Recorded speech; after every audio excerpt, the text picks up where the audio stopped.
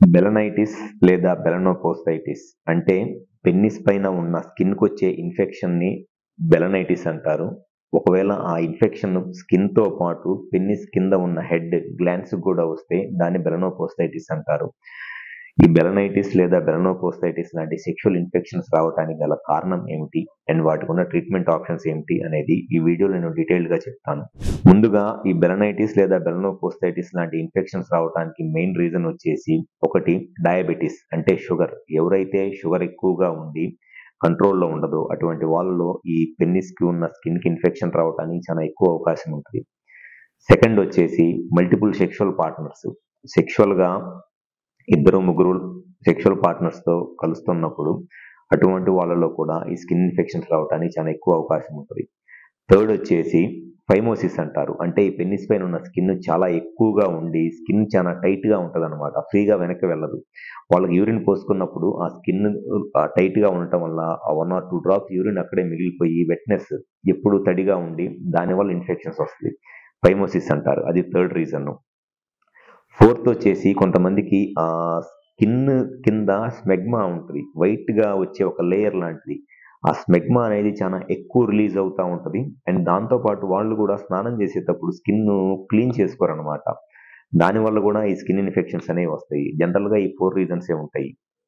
Either sugar గానివ్వండి, లేకపోతే multiple sexual partners లేదా ఇద్దరు లేదా ముగ్గురితో సెక్షువల్‌గా కలవటము, లేకపోతే ఈ ఫైమోసిస్ అంటే పెన్నిస్ పైన ఉన్న స్కిన్ చాలా ఎక్కువగా ఉండటము.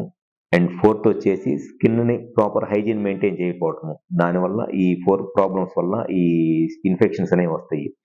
అయితే ఈ పెన్నిస్‌కి ఉన్న స్కిన్ ఇన్ఫెక్షన్స్ రావటం వల్ల వచ్చే సమస్య ఏమిటి అనంటే, చాలామంది మగవాళ్ళలో ఈ పెన్నిస్‌లో ఉన్న ఈ స్కిన్ దగ్గర ఉన్న ఇన్ఫెక్షన్‌ను అది టెస్టిస్‌కి స్ప్రెడ్ అయిపోయిద్ది ఇన్ఫెక్షను.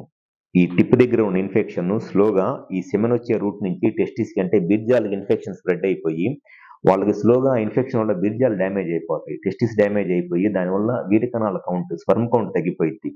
ఈ స్పెర్మ్ కౌంట్ తగ్గిపోవటము, దాంతో పాటు ఎక్కువగా చనిపోయిన వీర్య కణాలు ఉండటము, ఈ వీర్య కణాల్లో కదలికలు చనిపోవటము, కదలికలు లేకపోవటము లాంటి సమస్యల వల్ల పిల్లలు పుట్టడానికి ఇబ్బందయిద్ది. అది వచ్చే ఫస్ట్ ప్రాబ్లము. సెకండ్ ప్రాబ్లమ్ వచ్చేసి ఈ ఇన్ఫెక్షన్ గనక మరీ ఎక్కువైతే ఆ బీర్జాలు కంప్లీట్‌గా డ్యామేజ్ అయిపోయి, ఆ బీర్జాలు లేదా టెస్టిస్ నుంచి వచ్చే టెస్టోస్టెరాన్ హార్మోన్ తగ్గిపోయిద్ది. ఎప్పుడైనా సరే టెస్టోస్టెరాన్ హార్మోన్ అనేది మగవాళ్ళు సెక్షువల్‌గా కావాల్సిన మెయిన్ హార్మోన్ అన్నమాట అది. టెస్టోస్టెరాన్ హార్మోన్ తగ్గిపోతే ఖచ్చితంగా మగవాళ్ళకి అంగస్తంభన, స్థితిస్ఖలనం లాంటి సెక్సువల్ ప్రాబ్లమ్స్ రావడానికి చాలా ఎక్కువ అవకాశం ఉంటది. సో, ఇన్ఫెక్షన్ గనక ఎక్కువైనట్లయితే టెస్టోస్టెరాన్ హార్మోన్ కూడా తగ్గిపోయి అటువంటి వాళ్ళలో ఈ సెక్షువల్‌గా కూడా ప్రాబ్లమ్స్ వస్తాయి. అండ్ ఇంకొంతమందిలో ఈ ఇన్ఫెక్షన్స్ అనేది ప్రోస్టేట్ లేదా సెమినల్ వెసికిల్స్‌కి ఇన్ఫెక్షన్స్ వచ్చేసి దానివల్ల క్రానిక్ ప్రోస్టైటిస్ అంటారు. ఆ క్రానిక్ ప్రోస్టైటిస్ లేదా యూరినరీ ఇన్ఫెక్షన్స్ కూడా వస్తాయి. ఒకవేళ మీకు ఉన్న ఈ ఇన్ఫెక్షన్ కనుక సెక్షువల్‌గా కలిసినప్పుడు మగవాళ్ళ నుంచి ఆ ఇన్ఫెక్షన్ గనక ఆడవాళ్ళకి వెళ్ళిందనుకోండి, వెజైనల్ ఇన్ఫెక్షన్ వచ్చిందనుకోండి, సేమ్ వాళ్ళకి గూడా యూరినరీ ఇన్ఫెక్షన్స్ వస్తాయి.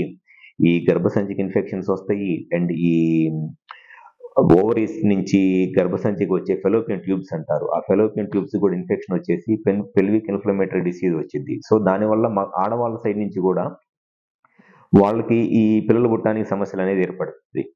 సో, ఎవరైతే ఈ పెన్నిస్ పైన ఉన్న ఇన్ఫెక్షన్‌తో ఇబ్బంది పడుతున్నారో, ఫస్ట్ మీకసలు ఆ ఇన్ఫెక్షన్ గల కారణం ఏమిటి? షుగర్ వల్ల వచ్చిందా? లేకపోతే మీకున్న సెక్షువల్ పార్ట్నర్స్ వల్ల వచ్చిందా?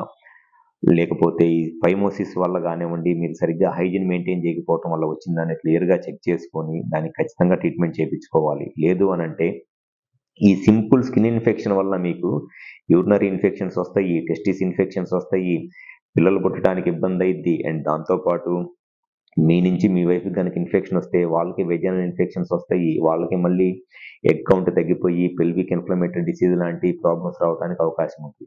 సో, ఈ స్కిన్ ప్రాబ్లమ్‌కి ఉన్న best and permanent solution circumcision అంటే సుంతి ఆపరేషన్ అన్నమాట.